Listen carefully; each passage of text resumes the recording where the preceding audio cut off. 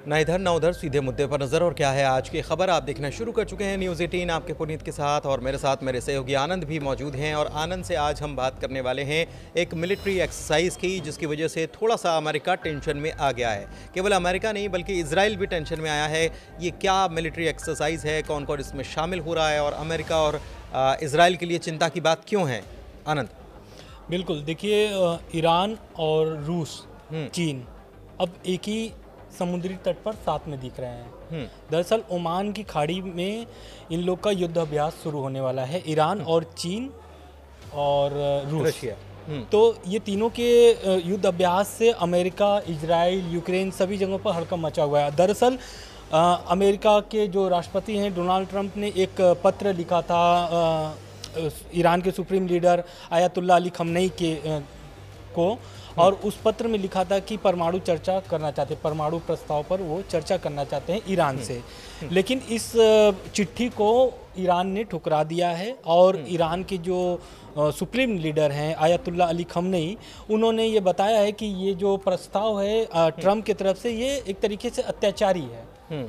दरअसल ये जो युद्ध अभ्यास है ये इस वक्त हो रहा है जिस वक्त लगातार धमकी दी जा रही है ईरान को अमेरिका से और रूस, इजराइल से भी, कि कभी भी वो परमाणु उनके प्लांट पर हमला हो सकता है। इजराइल तो कह रहा है कि हमने टारगेट बना के रखा टारगेट बना करके रखे हैं, ट्रंप बिल्कुल की इजाज़त मिलने की ज़रूरत है। बिल्कुल। लेकिन अब देखिए रूस जो चाल चला है यहाँ से, इससे ट्रंप की जो परेशानी है वो बढ़ गई है। दरअसल अभी तो जेलेंस्की को मनाने में लगे हुए थे, अब जेलेंस्की मान गए हैं, तो अब पुतिन अब जो अपना चाल नए तरीके से चलना शुरू किए हैं, उसमें ईरान जो उनका जो सहयोगी है, एक अच्छा दोस्त है, उधर चीन भी अच्छा दोस्त है। चीन का ऐसे ट्रेड वॉर चल रहा था इनसे, ट्रंप अमेरिका से, तो चीन भी मौके का फायदा उठा लिया है।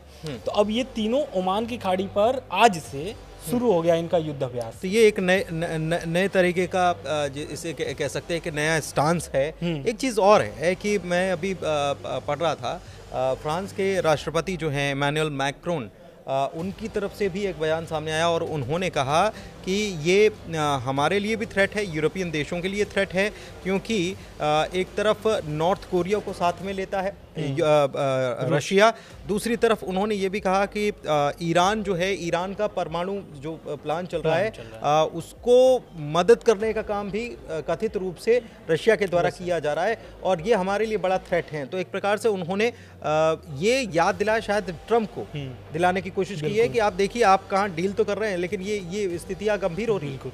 और वो एक तरीके से यूक्रेन के सपोर्ट में ये बात कही है इमैनुअल मैक्रोन ने।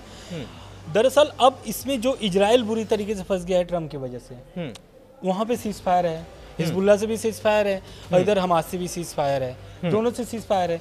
हालांकि लेकिन जो अभी हमास से जो इनका अभी जो विवाद चल रहा था बंदूकों को छोड़ने को लेकर के, इस बीच ईरान को इजराइल की तरफ से धमकी मिली थी कि ईरान पर कभी भी उनके परमाणु प्लांट पर हमला हो सकता है इजराइल की तरफ से, जिसमें अमेरिका भी इस पर समर्थन किया था कि अगर ईरान नहीं मानता है। हालांकि इसके पहले एक और खबर आई थी कि जो ट्रंप हैं वो इजराइल से ये बोले थे कि मैं ईरान, अगर आप ऐसा करते हो तो जो मेरी डील है, तो ट्रंप एक डील करना चाहते हैं ईरान से कि आप अगर डील अमेरिका से करते हैं तो उससे आपके जो प्रतिबंध लगे हैं वो प्रतिबंध धीरे धीरे हटना चालू हो जाएंगे। मतलब ऐसा अमेरिका कहता है, अगर आप डील के लिए तैयार होते हैं। डील यही है कि परमाणु हथियार नहीं बनाएंगे। बिल्कुल, हाँ। तो अब ये सब मुद्दों को लेकर के जो नए एक खाका तैयार किया गया है ईरान, रूस और चीन की तरफ से, उसमें जैसे कि आपने बताया कि नॉर्थ कोरिया आ गया है साथ में। लेकिन ये मैं ये समझना चाह रहा हूँ कि ये इतनी टेंशन क्यों है, क्योंकि पिछले साल भी इन्होंने यही एक वॉर एक्सरसाइज की थी, 2023 में भी वॉर एक्सरसाइज की थी, लेकिन इस बार ये टेंशन ज़्यादा बन रही है इस कारण से, क्योंकि लगातार धमकी मिल रही है ईरान को, इजराइल से भी और ट्रंप से भी। ट्रंप की तरफ से तो एकदम दबाव बना हुआ है कि भाई कैसे करके भी डील के लिए आप तैयार हो जाइए। इसी बीच एक खबर आती है, वो ईरान के जो विदेश मंत्री है उनका कहना है कि जो ट्रंप का पत्र है वो अभी ईरान के पास नहीं पहुंचा है, यानी कि ईरान के जो सुप्रीम लीडर हैं आयतुल्ला अली खamenei, उनके पास अभी नहीं पहुंचा है ये पत्र। लेकिन खamenei ने हालांकि कह दिया कि भाई हाँ, हम जो हमको ब्लैकमेल करेगा, जो हमको दबाव बनाने की कोशिश करेगा, उसके साथ तो हम डील नहीं करने वाले। बिल्कुल। अब ईरान तो हमेशा से, इसकी पिछली बार भी जब ट्रम्प प्रशासन में थे, सत्ता पे थे, तब फिर भी ईरान यही काम करता था। ईरान की आज की लड़ाई नहीं है, बहुत पुरानी अमेरिका से और ईरान की कुल लड़ाई तेल से शुरू होती है इन लोगों की। तो इसको अब ये जो विवाद नया चालू हो रहा है युद्ध अभ्यास से, इससे हालांकि इसमें कई और देश भी शामिल हैं इसमें, लेकिन भारत नहीं शामिल, इस युद्ध अभ्यास में भारत नहीं शामिल है।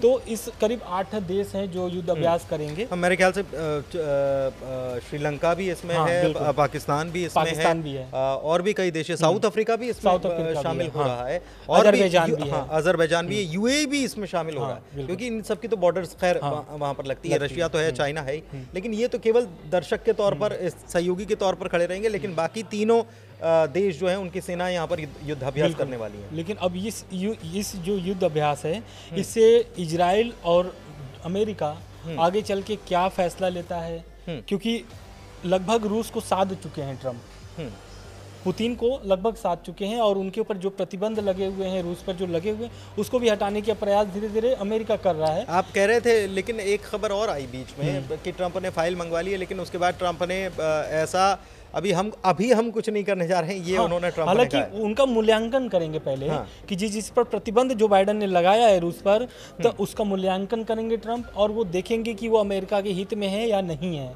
क्योंकि उनका पूरा जो रणनीति बनता है वो अमेरिका के हित में और उनके हित में होता है, ऐसा बोलते हैं।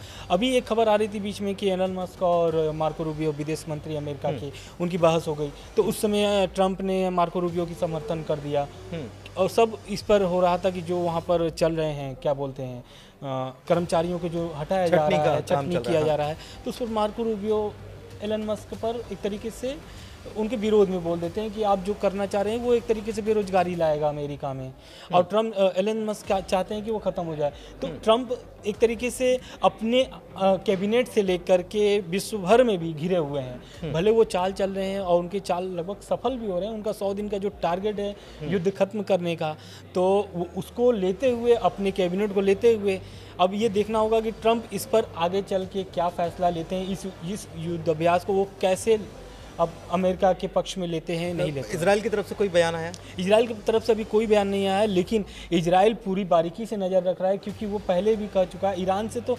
ईरान पे तो हमला करने की, कार्रवाई करने की भी बात कर दी थी।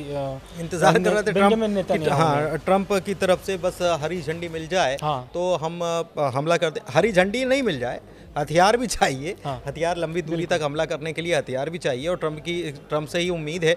हालांकि अब देखना होगा कि अमेरिका की तरफ से क्योंकि उन्होंने एक चीज़ और है, मैं यहाँ पर ये बात बता दूं आपको कि ट्रम्प से पूछा गया था प्रेस कॉन्फ्रेंस में कि भाई ये युद्धाभ्यास कर रहे हैं, आपका क्या कहना है, तो ट्रम्प ने ये कहा कि भाई हम बहुत ताकतवर हैं, उनसे बहुत ताकतवर हैं। तो ये बयान देना एक अलग चीज़ है, और ज़मीन पर स्थितियाँ अगर कई सारे लोग मिलकर एक हो जाते हैं तो स्थितियाँ अलग हो जाती है, क्योंकि हमने बचपन से पढ़ा है कि कई सारी लकड़ियों को अगर मिला दो और उसके बाद तोड़ने की कोशिश करो तो वो टूटती नहीं है। बहरहाल ये अब देखना होगा कि ये जो युद्ध अभ्यास हो रहा है, इसका परिणाम या इसका असर किस किस पर कैसा कैसा होता है, क्या प्रतिक्रिया निकलकर सामने आती है। फिलहाल इस वीडियो में इतना ही। देखते रहिए न्यूज़ 18 मध्य प्रदेश छत्तीसगढ़ का पेज, और आप हमारे वीडियो पर कमेंट कीजिए, लाइक कीजिए, शेयर कीजिए, आप अपनी राय भी दे सकते हैं। फिलहाल धन्यवाद।